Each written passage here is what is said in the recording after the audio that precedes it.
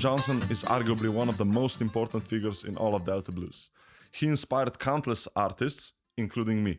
But unlike some of his most popular songs, like Sweet Home Chicago and Rambling on My Mind, a part of his discography stayed kind of hidden from the public. It really didn't reach a popular music space. One of those songs being Preachin Blues, Up Jump the Devil. And if you listen to that song, you can hear that it's really different from any of his other songs that he ever played. And when I first heard it, it really intrigued me. So I went on to learn it, and it was really difficult. Like, at first, it sounded like there were two guitars playing. And then I started slowing the song down and trying to break it down piece by piece until I assembled the whole song. And it took me basically years to learn it. So in this lesson, we will be learning how to play this song. So in my opinion, this song is one of the most important songs that you can learn from Robert Johnson's discography. It will teach you a whole lot of useful things that you can later use in your other blues songs. So we're gonna start things really slowly in this lesson. We're gonna break it down piece by piece because this is a hard riff to play. And yeah, with enough practice, you will be able to play it, I'm sure of it. So first of all, there's a few tools you're gonna need. The first, of course, is a slide. Anything works. The second one is a thumb pick. Now, you don't need a thumb pick for this, but I would highly recommend it because it's gonna make things easier and it's gonna sound better. The third thing I'm using are metal finger picks. This is completely optional, but I find the Delta style to be a bit easier to play with finger picks. First step is the tuning. This song uses open D tuning, but actually Robert Johnson played it in open E, I think. He had a capo on the 2nd fret. But for simplicity, we're just gonna learn it in open D. So here's what the open D tuning is like.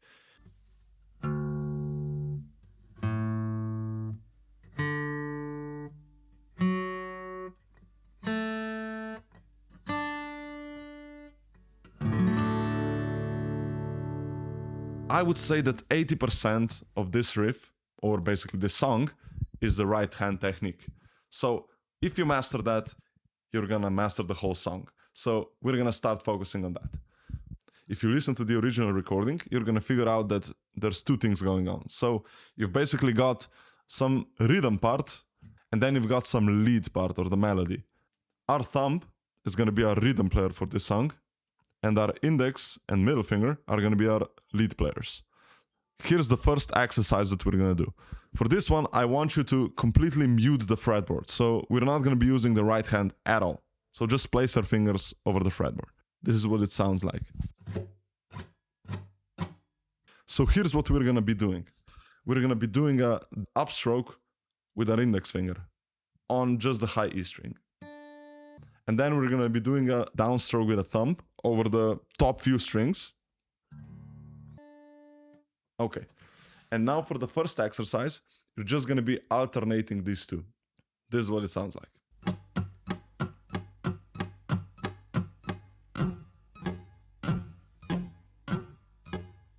Really make sure you get the rhythm down well.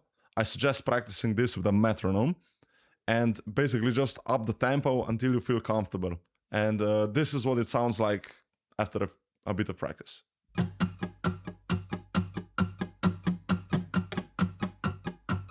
And maybe just one quick reminder here, we're playing in a very old Delta style, so you can keep things very loose. You don't have to be hitting the exact strings with your thumb, you can be very loose with it. Like you can sometimes hit just the top ones, sometimes the top 3 ones, sometimes the top 4 ones, and so on.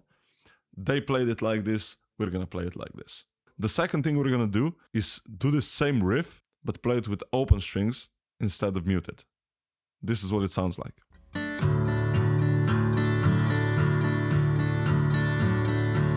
Okay, so the second step is mastering muted downstrokes with your thumb. I think this is the most important part here, and you should really focus on practicing this well, because it's gonna make or break this technique. We really want this rhythm to be very percussive, and these muted downstrokes are gonna do just that. What you're gonna be doing is basically hitting the strings with your thumb, and then using your palm right here to mute the strings. So this is essentially the same as muting with your fingers up here, but you're doing it with your palm. You can first do it very exaggerated like this.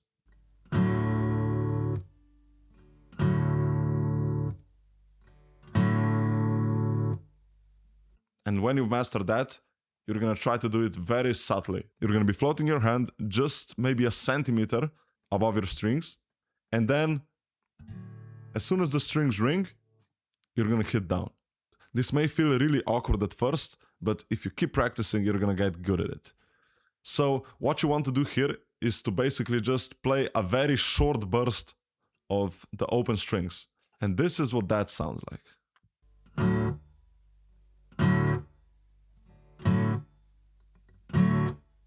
You really want to get percussive and maybe very aggressive here. A lot of modern players like to really float their hand here and like play with just the fingers, which is in no way bad. It's really good for your technique. But the old Delta guys were really aggressive and they did a lot of movement with this hand. So that's what we're gonna do as well.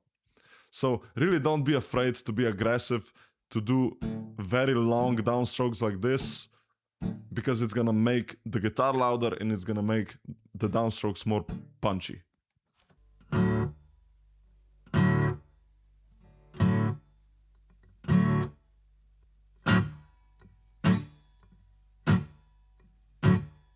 Now that we've done that, we can incorporate these muted downstrokes into the rhythm before.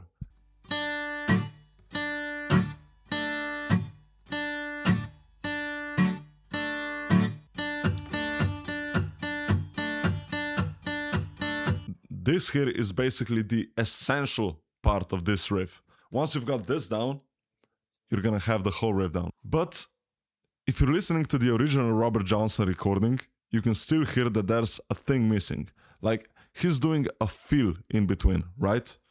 And we're gonna be learning that now.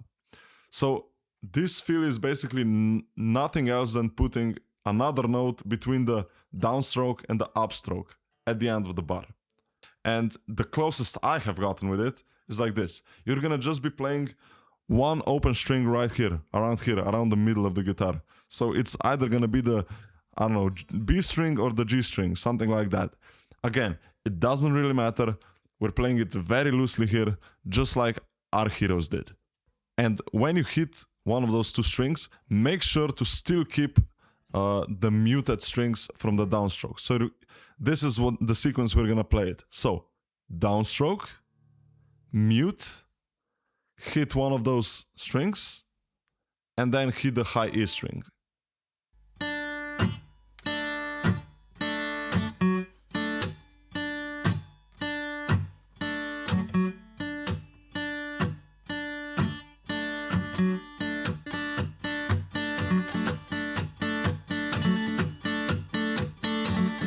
So once you've got that down, again, up the tempo, see what happens. Now we're gonna learn the melody. I suggest first learning the melody with your fingers, but if you're quite proficient with slide already, you can learn it with slide directly. On the high E string, we're gonna play the 12th fret, then the 10th fret, then the 3rd fret, and then open. And that's basically it.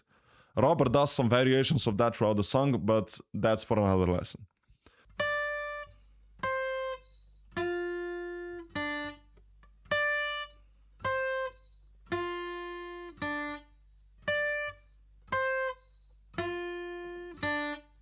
Now let's do it with the slide.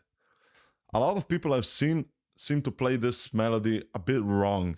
I don't think it sounds like that on the record. Like, this is what most people will sound like when playing this song. So the incorrect way would be just 12, 10, 3, and open. So basically what we played with fingers. And the correct version is gonna be this. So 12, slide from 10 to 12, slide from 0 to 3, and then open.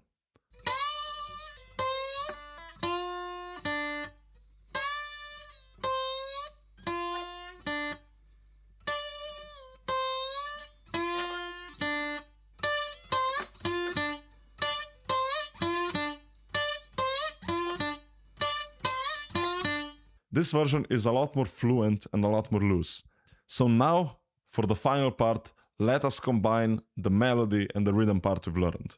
This may take a bit of practice because you're doing so many things at the same time, and that's why it's really important to first practice the rhythm really well, so you will be able to play it in the middle of the night if someone wakes you up, and then learn to play the melody really well.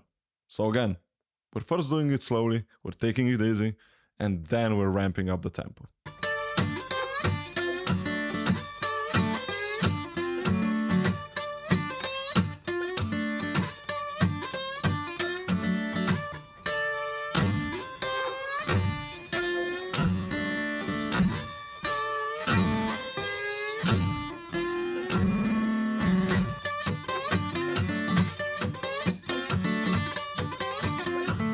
And this is basically the whole main part of the song. So there's a few more details in the song that Robert does, like some turnarounds and the intro and the variations of the riff, but I'm probably gonna include that in some other tutorial. If you know how to play the riff, you can learn how to play basically the whole song relatively easier. So for now, your job is to basically practice this as much as you can until you get good at it. And when you try to add singing on top of it, it's going to be really difficult. I can guarantee you that. Like, because you're already doing so much here, and then you're also singing on top of it, it's going to be really hard. But you can do it. I learned it, and you can too.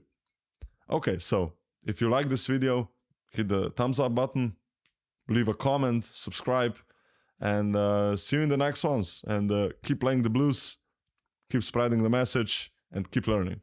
You've got it.